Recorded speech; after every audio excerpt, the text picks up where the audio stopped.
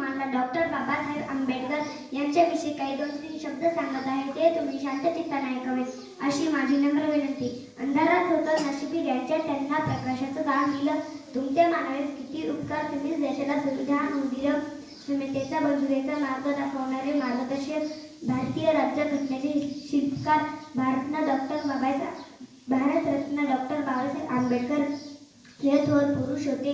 आपण दरवर्षी त्यांची जयंती मोठ्या उत्साहात आणि आदराने साजरी करतो. बाबासाहेबांच्या नावाचा जय जयकार करतो, कारण त्यांनी केलेले महान कार्य होय.